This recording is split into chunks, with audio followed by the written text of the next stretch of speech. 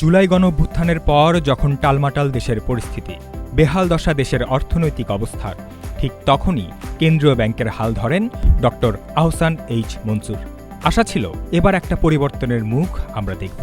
তবে ১৫ মাস পেরোলেও দেশের আর্থিক সংস্কারে তিনি কি পেরেছেন প্রত্যাশা পূরণ করতে? আমাকে বাস্তবসম্মত হতে হবে। এই জন্য পৃথিবীর সব দেশেই আইনে সমঝোতার ব্যবস্থাটা থাকে। পারফেক্ট ব্লেন্ডের ফ্রেশ মশলা, ভালোবাসার স্বাদ অটুট থাক। এ প্রশ্নের কিছুটা উত্তর হয়তো মিলেছে। বিশ্বের ১০০ দেশের কেন্দ্রীয় ব্যাংকের গভর্নরদের পারফরমেন্স মূল্যায়নে ড. মনসুর পেয়েছেন C+। এমন মূল্যায়ন করেছে আন্তর্জাতিক আর্থিক সাময়িকী গ্লোবাল ফাইন্যান্স। কথা হলো, অন্যরা কেমন পারফর্ম করলেন? তালিকায় সর্বোচ্চ A+ গ্রেড পেয়েছেন ডেনমার্ক, যুক্তরাষ্ট্র ও ভিয়েতনামের কেন্দ্রীয় ব্যাংক প্রধানরা। আর শ্রীলঙ্কাকে দেউলিয়া অবস্থা থেকে উত্তরণে নেতৃত্ব দেওয়া সেই গভর্নর নন্দলাল উইরাসিংহে পেয়েছেন A-, যা দক্ষিণ এশিয়ার মধ্যে সর্বোচ্চ রেটিং। গ্লোবাল ফাইন্যান্স জানিয়েছে ২০২৪ সালের জুলাই থেকে ২০২৫ সালের জুন পর্যন্ত পারফরমেন্সের উপর ভিত্তি করে বিশ্বজুড়ে কেন্দ্রীয় ব্যাংক গভর্নরদের A+ থেকে F স্কেলে মূল্যায়ন করা হয়েছে। এতে মূল্যায়নের মানদণ্ড হিসেবে ধরা হয় মুদ্রাস্ফীতি নিয়ন্ত্রণ, প্রবৃদ্ধি অর্জন, মুদ্রার স্থিতিশীলতা, সুদহার ব্যবস্থাপনা ও রাজনৈতিক স্বাধীনতা। সাময়িকীটি বলছে, আহসান এইচ মনসুর এমন এক সময়ে গভর্নর পদে দায়িত্ব নেন যখন দেশ রাজনৈতিক অস্থিরতার মধ্য দিয়ে যাচ্ছিল। ক্ষমতাচ্যুত সাবেক প্রধানমন্ত্রী শেখ হাসিনা দুর্নীতি ও মানবাধিকার লঙ্ঘনের অভিযোগের মুখে তখন দেশ ছেড়ে ভারতে আশ্রয় নেন।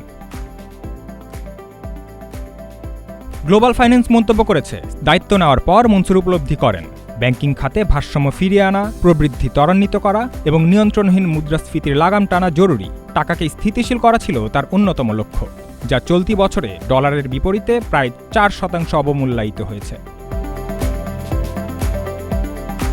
প্রতিবেদনে বলা হয়েছে, দায়িত্ব নেওয়ার পরপরই তিনি রাতারাতি রিপোনীতি সুদের হার ৫০ বেসিস পয়েন্ট বাড়িয়ে ৯% করেন। পরবর্তী ২ দফায় বাড়িয়ে অক্টোবর নাগাদ হার দাঁড়ায় ১০%। প্রথম দফায় নীতি কঠোর করার সময় মুদ্রাস্ফীতি ছিল ১০.৫%, যা জুলাইয়ে নেমে আসে ৮.৫৫%। গভর্নরের আশা, বছর শেষে তা ৫% নেমে আসবে। যদিও প্রবৃদ্ধি ধীর গতিতে রয়েছে।